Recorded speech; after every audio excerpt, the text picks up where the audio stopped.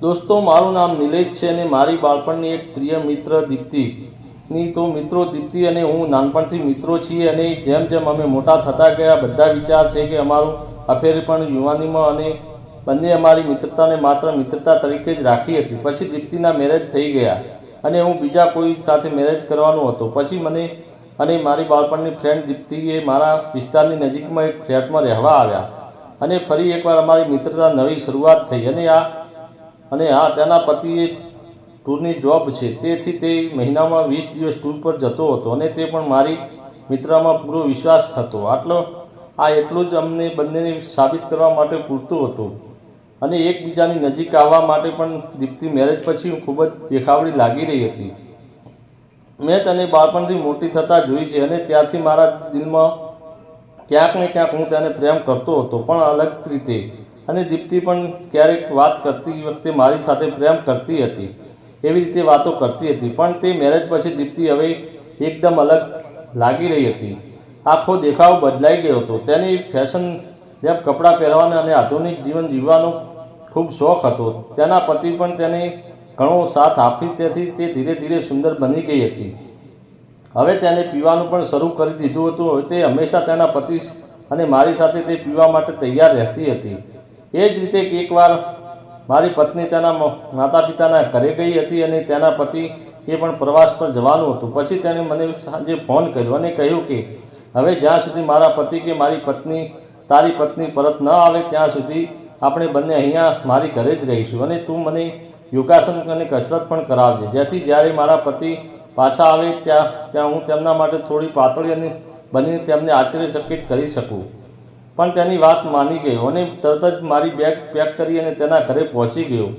આવતાની સાથે જ મેં તેને ગળે લગાડી દીધી અને મારી બેગ તેના સોફા પર રાખી દીધી અને કહ્યું, વાહ, હવે તો આપણી રજાઓ પણ આવી ગઈ છે. તે મારી વાત સાથે સહેમત થઈ ગઈ અને દરવાજો બંધ કરી દીધો. હું ટીવીનું રિમોટ લઈને ડ્રોઈંગ રૂમમાં બેઠો હતો. તે રસોડામાં કંઈક કામ કરવા ગઈ હતી. ત્યાં તેણે મને કહ્યું, શું વાત છે સાહેબ, લાગે છે કે તમે મારી પાસે આવીને ખુશ નથી, એટલે કે તું આવ્યો ત્યાંથી જ રિમોટ લઈને બેઠો છે. એટલે મેં તેને કહ્યું કે મેં વિચાર્યું કે તું આવતા પીવાનું વગેરે લાવીશ. મેં કહ્યું, ગઈકાલે તારા પતિએ ટૂર પર જતા પહેલાં તને 3 બોટલો આપી હતી, શું તે બધી ખાલી કરી નાખી? તેણે કહ્યું, મને ખબર નથી. પછી હું તેના બેડરૂમમાં ગયો અને તેનું કબાટ ખોલ્યું અને તેમાં બોટલ શોધવા લાગ્યો, કારણ કે મને ખબર હતી કે તેણે બોટલો ક્યાં રાખી છે.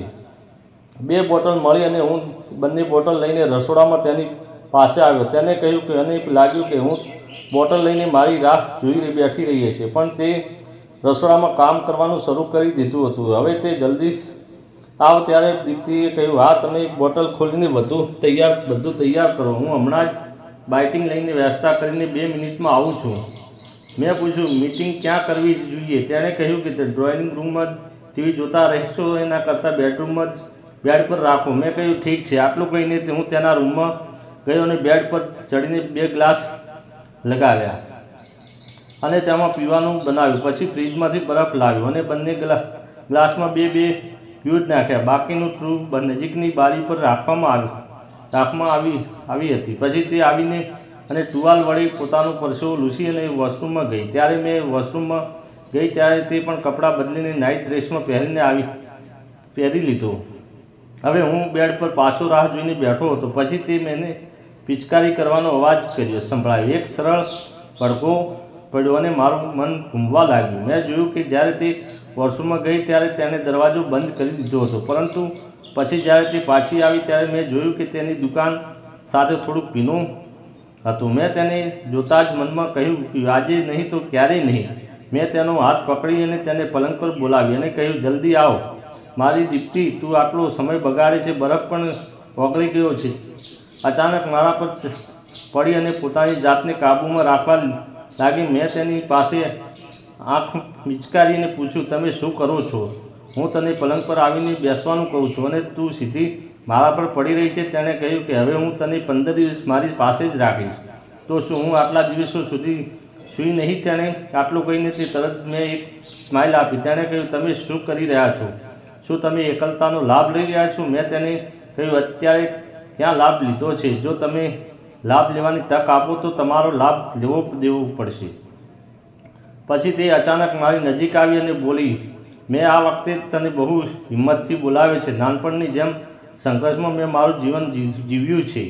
તે સંઘર્ષથી હું બધી મુશ્કેલીઓથી બહાર આવી છું અને હિંમત ભેગી કરીને તમને અહીં જ રહેવાનું કહ્યું છે. તો હવે તમારો લાભ લઈશું. આ 15 દિવસ માટે આટલું કહીને તે અચાનક મારી પાસે બેસી ગઈ. પછી બંને ગ્લાસ ઉપાડીને તેને એક ગ્લાસ મને આપ્યો અને પીવાનું શરૂ કર્યું. તેણે કહ્યું, આપણા જીવનમાં બીજા તબક્કાની શુભેચ્છાઓ. આટલું કહીને તેણે આખો ગ્લાસ એક જ વારમાં પી લીધો અને ગ્લાસ બેડ પર એક બાજુ રાખી દીધો. પછી અચાનક તેણે મારી નજીક આવી અને કહ્યું, મને પૂરો વિશ્વાસ છે કે હવે હું તને જે કરવા જઈ રહી છું તે યોગ્ય વ્યક્તિ સાથે યોગ્ય રીતે થશે અને હું જે કરી રહી છું તે સારું જ કરી રહી છું. આટલું કહીને અમે બંને એકબીજામાં ખોવાઈ ગયા અને હવે તેણે કહ્યું કે હું તને મોહી ગઈ છું. તો તું મને વચન આપ કે તું ક્યારેય મારાથી દૂર નહીં જાય, કે તું મને ફરી ક્યારેય છોડીશ નહીં. મેં હા પાડી અને થોડો સમય આવું બધું ચાલતું રહ્યું. પછી તેણે મારો ગ્લાસ ઉપાડ્યો અને મને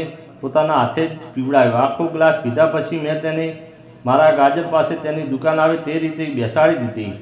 ઘણા સમય સુધી અમે બંને અમારું બાળપણ, યુવાનીનું, મેરેજની પારિવારિક બાબતો શેર કરી રહ્યા, સાથે સાથે પીતા રહ્યા. પછી અચાનક મને ખબર પડી કે તેને શું થયું કે તે ઊભી થઈ અને રસોડામાં ગઈ અને ફરીથી બરફ લઈને આવી. અને હું તેમને અગાઉથી સ્ટોરી આગળના બીજા ભાગમાં જણાવીશ. પણ આ સ્ટોરી કેવી લાગી તે તમે કોમેન્ટ કરીને જણાવજો. મને અમારી ચેનલને સબસ્ક્રાઈબ કરવાનું ભૂલશો નહીં. ધન્યવાદ.